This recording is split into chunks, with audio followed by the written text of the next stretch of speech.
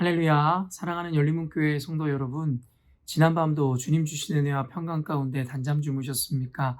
아침을 깨우는 말씀, 금요일 이 아침에 하나님께서 우리에게 주시는 말씀은 역대하 21장 2절로 20절까지의 말씀입니다.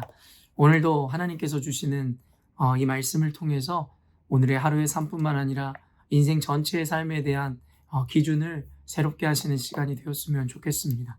오늘 본문에 대해서 매일 성경에 해설자는 아합의 길을 따른 여호람이라는 제목을 삼았습니다. 어제까지 우리가 살펴보았던 여호사밧 왕의 뒤를 이어 남유다의 왕으로 여호람이 세워지게 됩니다.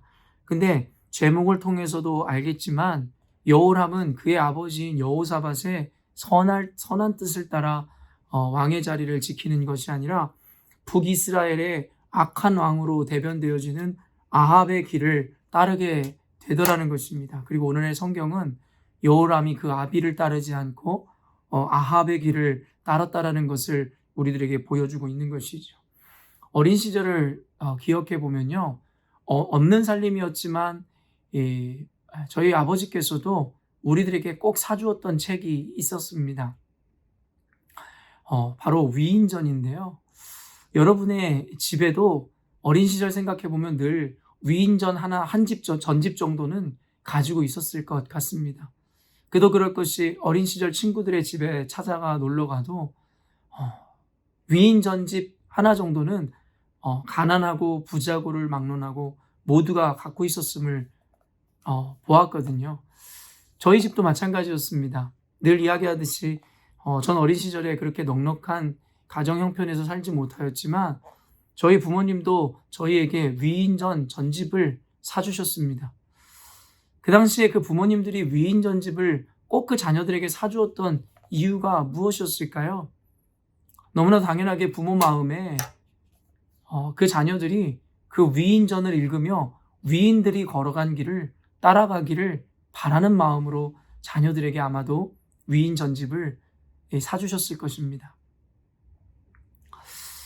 오늘 본문에서도 분명히 이야기하지만 어떤 이가 걸어간 길을 따라가는지가 결국엔 그의 인생에 대한 평가와 함께 인생의 결과를 좌우함을 분명히 보여줍니다.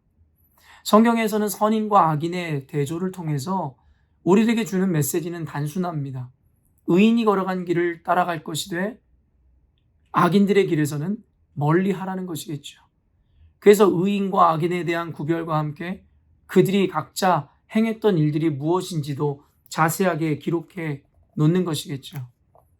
그러나 지금을 살아가는 우리들도 그렇지만 성경에 기록되어 있는 위인들을 보면 결국에는 그들은 이러한 내용을 알고 있음에도 불구하고 결국에는 그들의 의로운 선조들이 걸었던 길을 따라가는 것보다는 악한 자들이 갔던 길을 따라가는 것을 많이도 보게 되더라는 것이에요.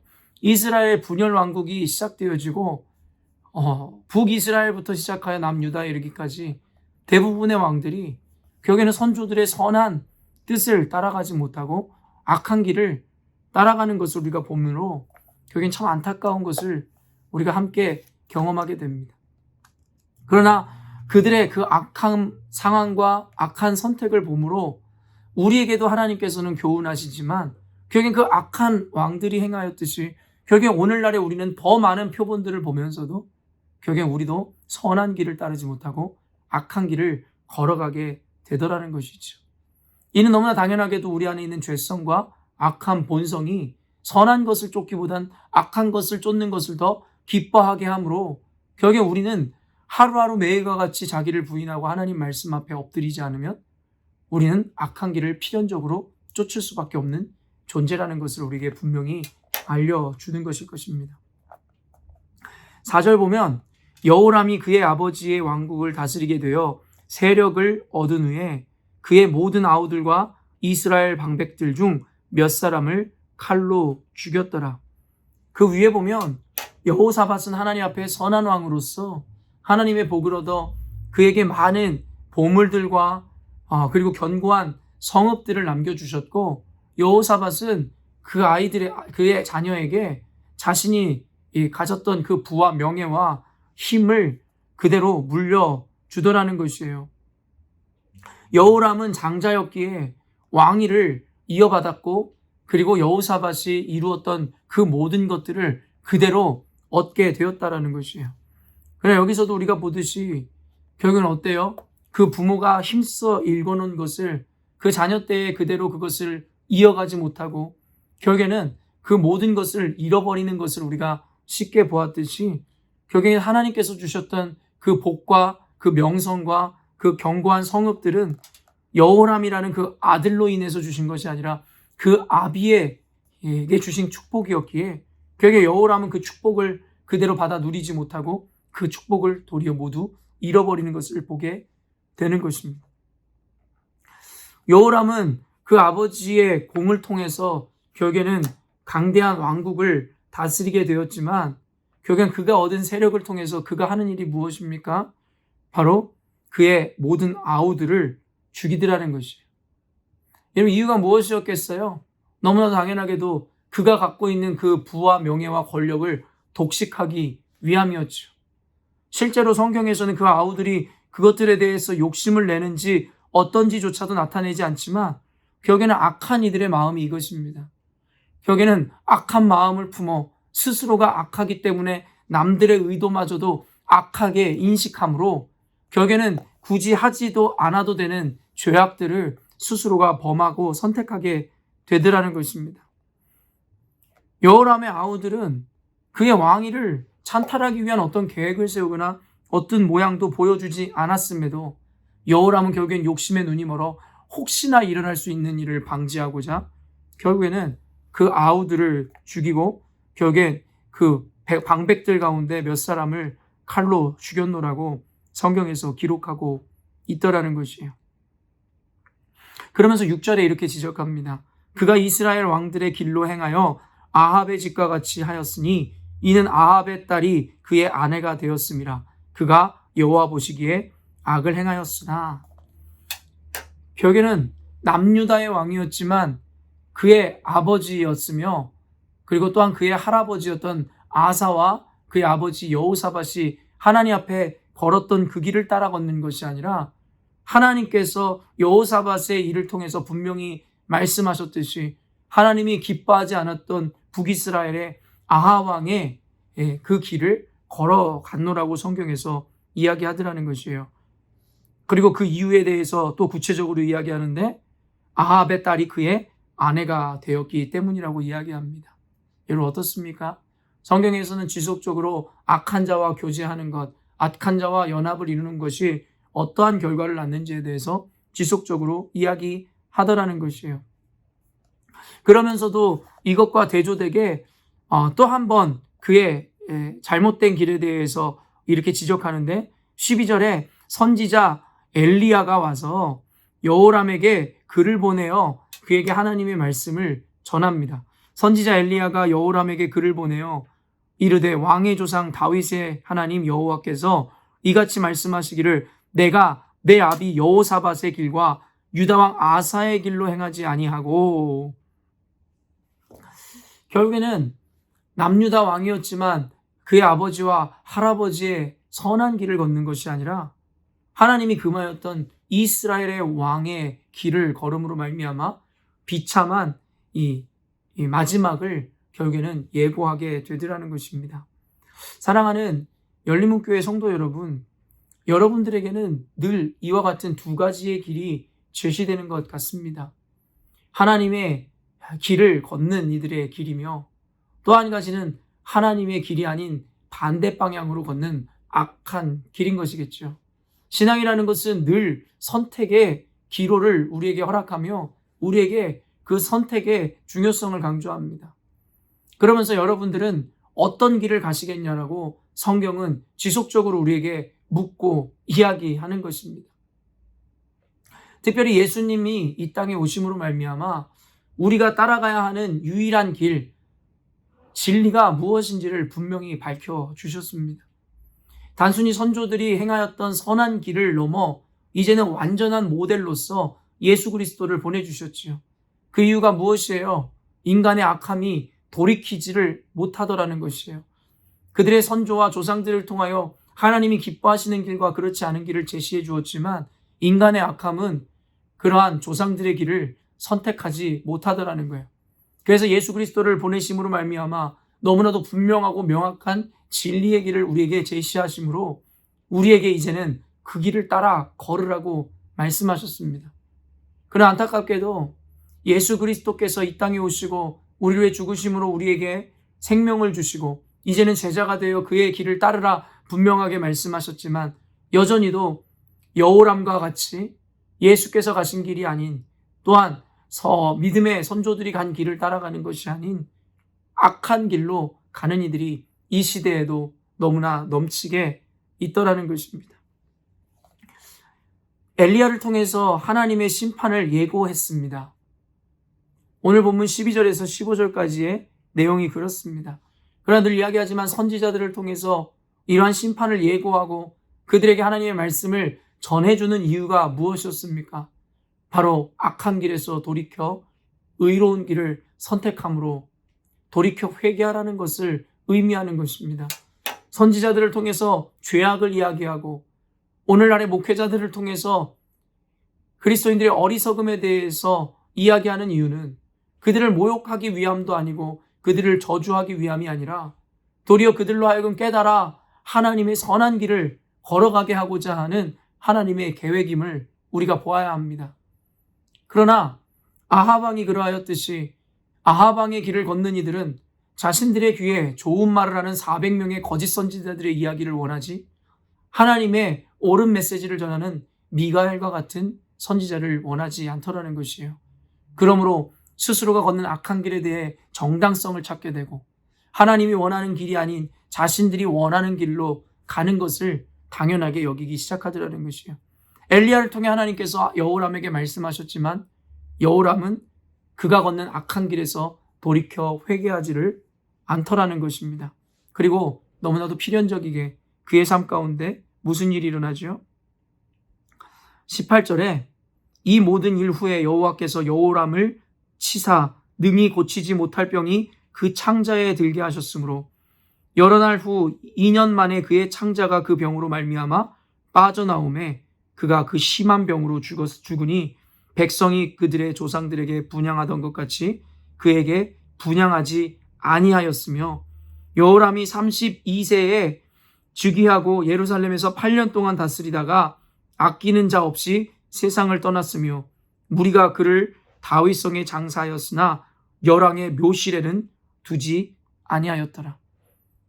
악한 길을 걸었던 여호람 왕의 말년은 이와 같이 끔찍하였습니다.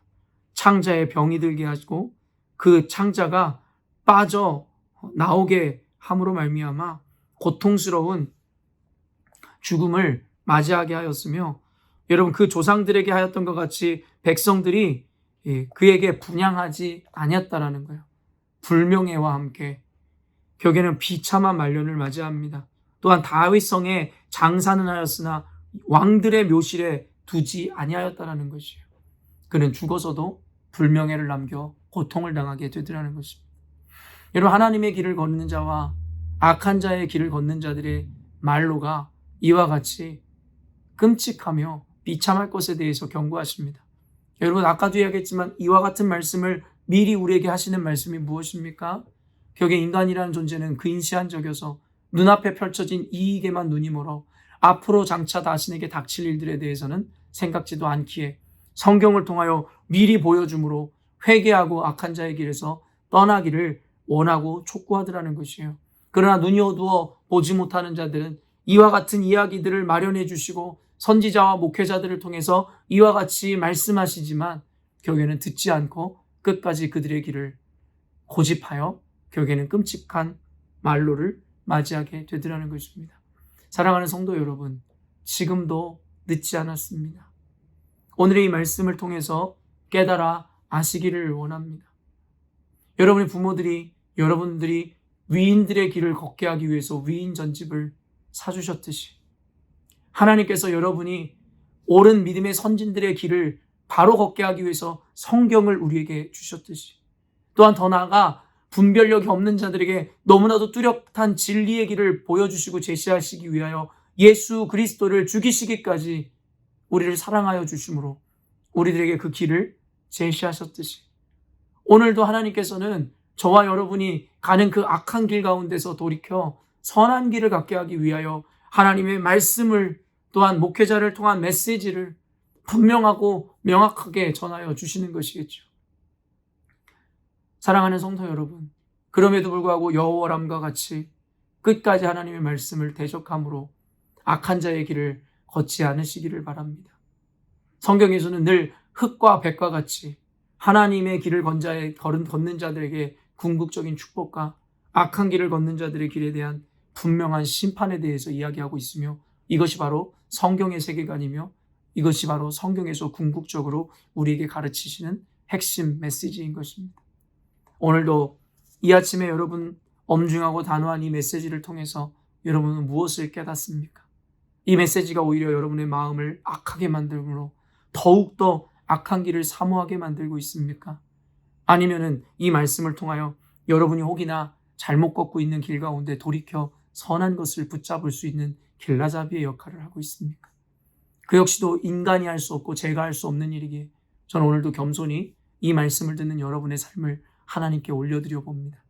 선하신 성령께서 임하심으로 여러분에게 바른 길을 제시하시고 바른 길을 제시하심으로 여러분이 또한 순종의 열매를 맺어 그 바른 길을 걷게 하시기를 간절히 기도하는 마음으로 말씀을 나눕니다.